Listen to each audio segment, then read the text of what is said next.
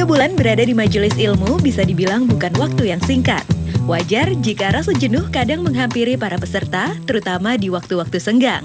Nah, Azari punya cara sendiri loh untuk mengisi waktu senggangnya di majelis ilmu. Assalamualaikum kerabat dai. Kegiatan Azari di majelis ilmu kali ini lagi senggang nih. Nah, untuk itu biasanya kalau lagi senggang kita main games. Games yang akan dimainkan oleh Azari ini dikenal dengan nama Games Tangga Anak Saleh atau biasa juga disebut Games Takwa. Kerabat dai penasaran bagaimana cara permainannya? Kita bisa mulai, Ustadz Ya, Agus? mulai. Iya. Mungkin Ustadz Agus bisa pertama sekali. Ya, saya bismillahirrahmanirrahim. Dosa besar istimewa. Wow. Syirik menyekutukan Allah. Astagfirullahaladzim, Sadasari, saya kena neraka ini. Untung cuma permainan. Kalau aslinya saya naudzubillah, semua naudzubillah, Sadasari. Ayo lanjut, Sadasari. Oke, bismillahirrahmanirrahim. Saya mendapatkan kartu jempolan, mati syahid. Artinya, saya menang dalam permainan ini dan masuk ke dalam surga. Alhamdulillah. Astagfirullahaladzim, Ustadz gimana ini saya menebus dosanya? Nah, Ustadz Agus, jangan berkecil hati Ustadz Agus. Ini adalah surga dan neraka dalam bentuk simulasi permainan. Tetap menjaga hati dan mendekatkan diri kepada Allah agar kita bisa menjadi insan-insan yang mardotillah, mendapat ridho dari Allah Subhanahu wa taala. Amin ya rabbal alamin.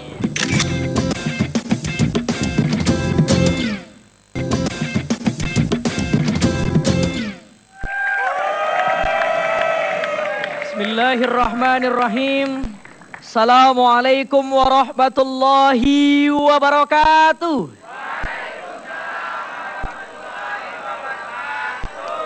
Hamdan wa syukran lillah. Salatan wa salaman ala rasulillah. Amma ba'. Kerabat dai apa kabar semua? Sehat? Alhamdulillah. Kerabat dai yang dimuliakan Allah Subhanahu wa taala. Allah Subhanahu wa taala berfirman di dalam surat Luqman pada ayat 18. A'udzu billahi minasy syaithanir rajim. ولا تصعر خدك للناس ولا تمش في الأرض مرحا إن الله لا يحب كل مختال فخور صدق الله العظيم. Dan janganlah kamu memalingkan wajahmu dari manusia karena sombong. Dan janganlah kamu berjalan di muka bumi Allah ini dengan keadaan angkuh. Sesungguhnya Allah tidak menyukai orang-orang yang sombong dan membanggakan dirinya. Kerabat dai yang dimuliakan Allah Subhanahu wa taala. Ayat yang saya baca untuk membuka awal tausiah kali ini adalah berbicara bahwa Allah Subhanahu wa taala tidak menyukai orang-orang yang orang-orang yang Bapak Ibu yang dirahmati Allah Subhanahu wa taala, Ibnu Khaldun dan Aristoteles, dua pakar sosiolog sepanjang masa sepakat dalam teori mereka bahwa manusia adalah makhluk sosial yang tidak dapat hidup tanpa ada bantuan-bantuan manusia di sekitarnya. Artinya apa kerabat dai? Bahwa kita ini manusia tak layak bersifat sombong. Betul? Betul? Bapak Ibu yang dirahmati Allah Subhanahu wa taala, namun fenomena yang terjadi saat ini, mau tidak mau, suka ataupun tidak suka, masyarakat Indonesia yang dulunya dikenal dengan masyarakat ketimur-timuran, yang suka menolong, rajin membantu, bergotong royong, namun ada satu sifat di masyarakat kita saat ini yang harus kita bumi hanguskan. Sifat apa itu? Itulah sifat individualistik. Bapak Ibu tahu individualistik? Tahu? Kalau bahasa kampung saya bilang, you your problem, me my problem. Gue ya gue, lo ya lo. Emang gue pikirin. Kerabat dai yang dimuliakan Allah Subhanahu wa taala. Dan sifat individualistik inilah salah satu dari sifat-sifat sombong tersebut. Bapak Ibu, kalau makhluk yang pertama diciptakan Allah di muka bumi ini untuk melakukan sifat sombong itu adalah iblis. Ketika iblis tidak mau bersujud kepada Nabi Adam alaihi salam. Apa kata iblis? Dam, Gue diciptain dari api, Dam. Sedangkan lo diciptain dari tanah. Lah sekarang gue disuruh sujud sama lo. Please deh, Dam. Apa kata dunia? Kerabat dai yang dimuliakan Allah, maka sama dengan sekarang. Mentang-mentang keturunan tajir, kaya, nggak mau bergaul dengan orang miskin. Sekali bergaul dengan orang miskin, apa dia bilang, Bu? Lo nggak pantas gabung sama gue. Gue keturunan tajir berdarah biru. Padahal kalau dites darah waktu pun merah juga, betul? Kerabat dai yang dimuliakan Allah Subhanahu wa Ta'ala. Padahal betapa banyak kaum yang dibinasakan Allah karena sifat sombong. Korun sombong, Allah binasakan. Fir'aun sombong, Allah binasakan. Kita sombong, cepat-cepat bertobat sebelum Allah membinasakan kita. Betul? Bapak Ibu tahu tentang Titanic? Titanic itu kapal yang besar, hebat nan gagah.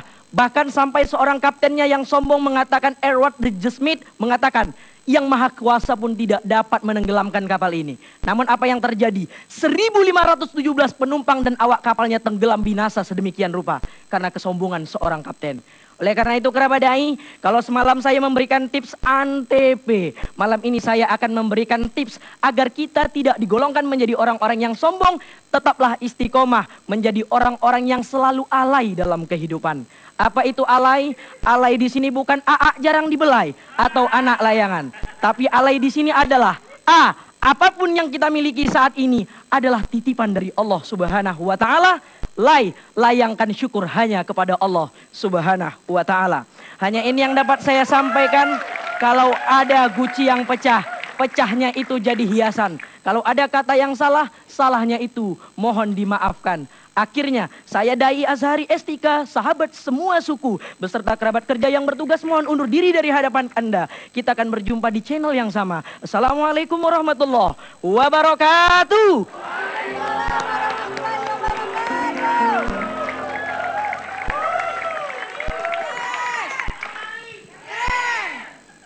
Kain batik dari Muara dibawa ke kota Medan. Siapa terbaik dai di Antv? Tentulah Azhari dari Pangkalan Berandan. Yes! Keren! Luar biasa Azhari, keren. Bagaimana komentar dari Dewan Juri? Karena kini saatnya penjurian.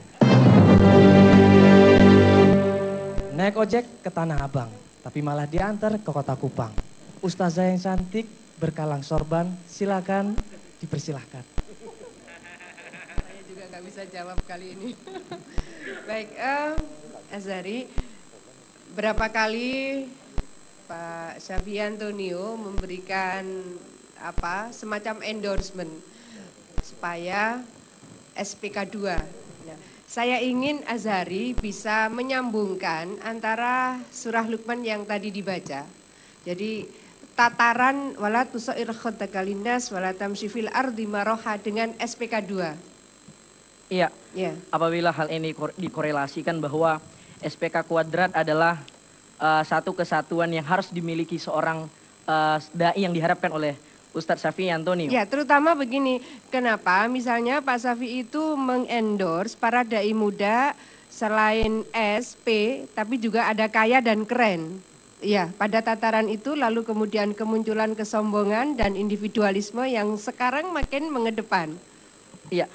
Artinya bahwa apapun profesi kita, apapun yang ada pada diri kita, walaupun kita sudah mendapatkan label SPK kuadrat, bahwa satu saja kita tak boleh sombong, sebagaimana yang Allah firmankan dalam surat Luqman tadi.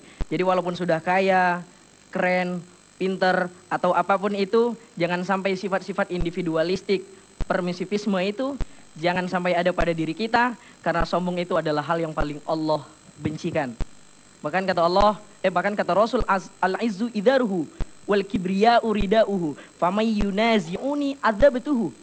Kemuliaan itu adalah pakaianku, kata Allah. Sombong itu adalah perhiasanku. Maka barang siapa yang melawan kepadaku, maka akan aku azab dia. Ini mungkin saya. Iya, saya ingin menyampaikan begini, secara alami, secara natural memang ada kecenderungan yang kaya, yang keren, yang pinter, merasa strata sosial ekonominya di atas, lalu kemudian membuat stratifikasi sosial. Nah, pada tataran seperti itulah kecenderungan ada yang di atas, ada yang di bawah, itu secara alami seringkali muncul. Saya sepakat dengan Bunda, di lapangan seperti ini, bahwa ada kasta-kasta yang mengikonkan dirinya bahwa dirinya lebih tinggi. Seperti di apartheid Afrika Selatan, jadi ras Kakasoid menganggap lebih mulia daripada ras Negroid.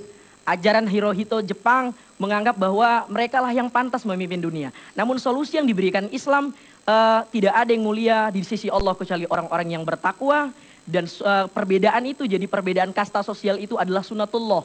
Ada yang miskin, ada yang kaya, ada yang cantik. Namun itu semua bukan untuk saling membanggakan, bukan untuk saling sombong. Namun satu sama lain harus mengenal. Baik, ya.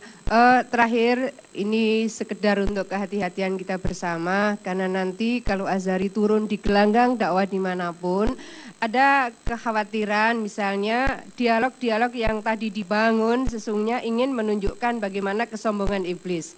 Tapi ketika kemudian dialog itu di breakdown di dalam kata-kata yang mungkin sedikit harus dipaskan gitu.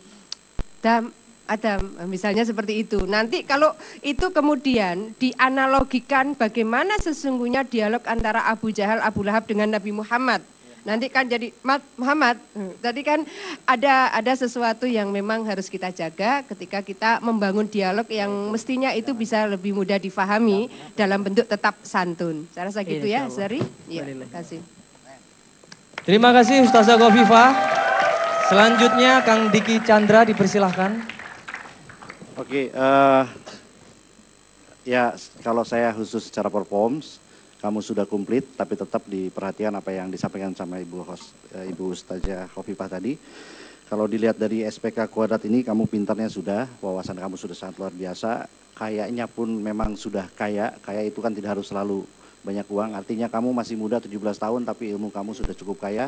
Dan saya aja terus terang kalau boleh jujur, saya berapa kali ke Antv bilang saya tarik aja deh mundur dari sini karena saya minder, malu. Walaupun saya senang sama sebelah saya, waduh kayak begini dan dai-dai ini sangat luar biasa. Jadi nggak ada alasan untuk kalian tidak percaya diri dan tetap harus fight. Jadi kalian sudah sangat kaya dan keren. Usia-usia kayak seperti ini masih muda, ganteng, cantik, dan di rumah ini banyak yang lebih tua dari kalian dan mangut-mangut, insya Allah. Di Facebook saya itu banyak sekali penonton dai, jadi kalian harus percaya diri dan saya sungguh bangga terhadap kalian semua. Tetap jaga spirit dan tetap pertahankan yang sudah baik, yang kurang-kurangnya baru tambahin supaya lebih baik. Selamat buat semuanya. Terima kasih Kang Diki Chandra. Azhari dipersilakan kembali ke tempatnya. Itulah dari Azhari si Ucok dari Medan yang luar biasa sekali tausiahnya.